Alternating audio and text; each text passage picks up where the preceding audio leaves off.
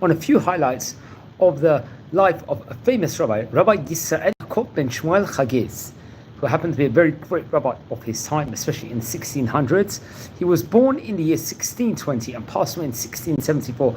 Now, it's not exactly known the date of the Hilula, respectively, and so I'm not really filming this at the time of a date where it happens to be the Hilula, the yahrzeit of the rabbi, but we are going to explore a few of the highlights of the famous rabbi's life. Now, he was a rabbi in Morocco, a Rosh Yeshiva in Jerusalem of the Yeshivat Bet Yaakov, and he was the author of Torah books, on Torah law. And I think his famous book was a She'elot Shuvot on Hilchot Ktanot, respectively. So this was something that we're talking about. He was an opponent, and he denounced and went really harshly against the Shabtai Tzvi, also, which we'll brush upon about towards the end of the class itself. Now, he was born in an area in Morocco called Fez, and that I believe was on the 26th of Shvat in the year 1620.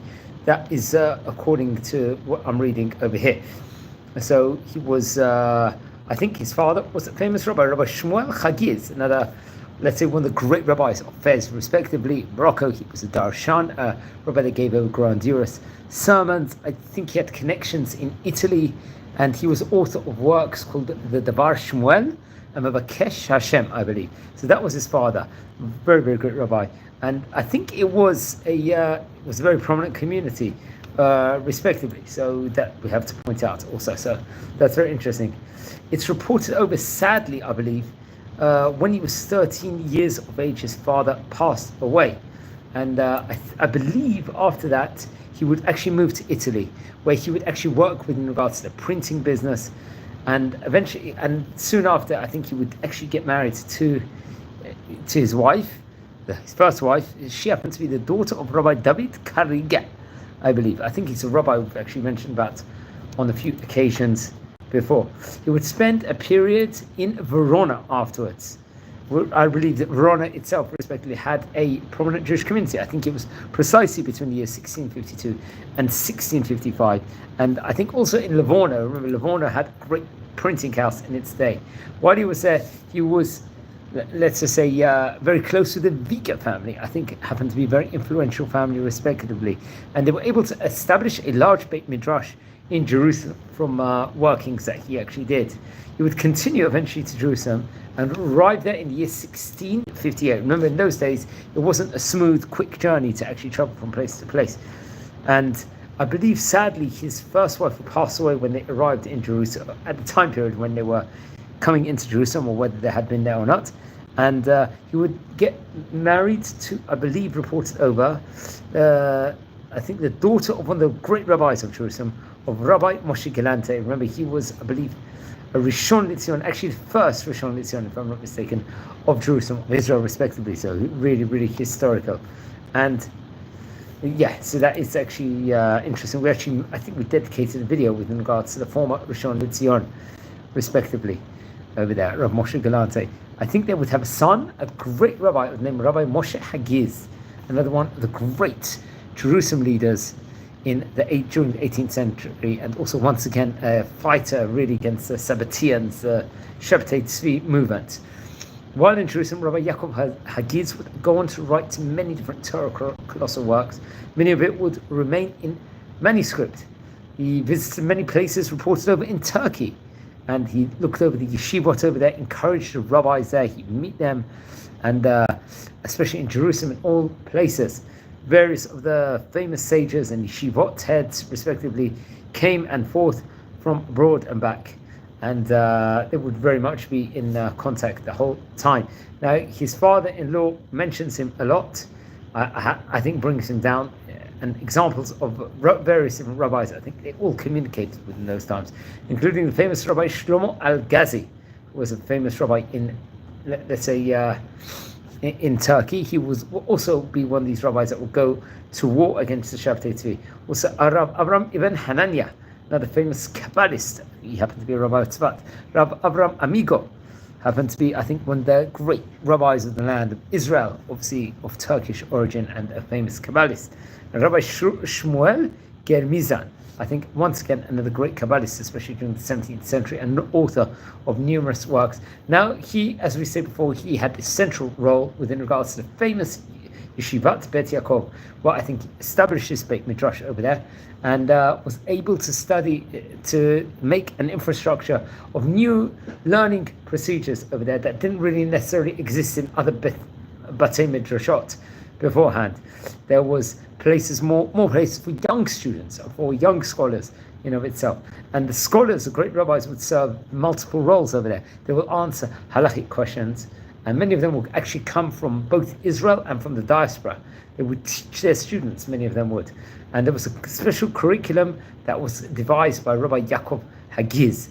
And the students, let's just say, they started thriving with let's just say, this newish, unique style of learning. And they really, really brought, the Torah learning was at a very, very special level over there. Many of them will be appointed as Dayanim, many of the students inside this. It was known as a yeshiva, respectively, that many great Talmidei Chachamim come from, great Torah scholars, especially, including Rabbi Chaim Abulafia was a star student, who Rabbi mentioned before, great Rabbi of Tiberias. Rabbi Moshe ben Habib, he happened to be a Rishon LeZion and the Rosh Yeshiva in Jerusalem. And Rabbi Yaakov Morcho, another great rabbi we've spoken about on various occasions before. Rabbi Yitzchak Baton, Rabbi Chizkiah de Silva, also popularly known as a pre-Chadash, very, very great rabbi. Rabbi Avram ben David Yitzchak, another great rabbi, or David Yitzchaki, he was a Rishon LeZion, the chief rabbi between 1715 to 1722, and the author of the Zera Avram responsa, respectively. Then there was other rabbis also, I think, another famous rabbi, I think, there was other rabbis that came about, and from this place in of itself. Now, also from the Yeshivat Bet Yaakov, I believe Nathan the Garzon would actually come from, who I think would actually be one of the, let's just say, the rabbis or central figures within regards to the Sabbatean movement, where they would necessarily, let's say, they would go to war against those people. So it did produce, let's say, students that ended up following the Shabtai Tzvi respectively also. So we're not going to really brush on that. So he had many different Torah opinions respectively. And we spoke about how especially at that point in time, many of the rabbis went to war against Shabtai Tzvi at that point in time. Well, especially when Shabtai Tzvi declared himself the Mashiach. It was reported that the rabbis of the city, led by Rabbi Yaakov Hagiz, took a very firm line against him and fought him with all the means at their disposal. And they issued a severe boycott against him, and he was forced to leave Jerusalem. Rabbi Yaakov Hagiz, it's reported, took the trouble to send a boycott to the rabbis even of Turkey over there. And I think it was only once the Shabtai Tzvi converted to Islam at the end of 1666. It became really extremely widely publicized at that stage in time among everyone. So that's what I have to point out. So Rabbi Yaakov Hagiz, I believe in the year 1673, traveled to Constantinople. And I believe his father-in-law, Rabbi Moshe Galante, will actually inherit the Beit Midrash, and will be his grandson, Rabbi Raphael Miyuchas, later on become the Rishon LeZion, respectively. So that is very interesting. So I don't know if he had a central role inside this Beit Midrash or what role he had, but maybe that's something we should look on, hopefully at a stage soon. Now, he left great Torah books during his time period. Let's explore them, including Hilchot Ketanot, which we mentioned about at the start of the class. It was a Shut, a Sheilot, Shuvot, question and answers. The Etz Chaim, which was Perush on the Mishnah. The Zichron Bnei Yisrael, which I think was also printed.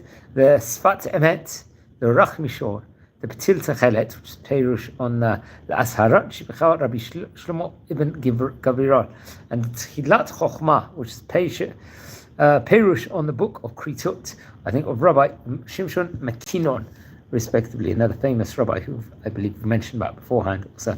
Then there was another book called the Korban Mincha. So we're not too sure the exact date he passed away, the famous rabbi. He was about 54 years of age at the time he passed away. So please learn more about him. Please subscribe to the channel. We're a community here. We love learning about the old Oriental Rabbanim of yesteryear. And if you feel anyone's interested in watching these videos, please share the videos to those people respectively.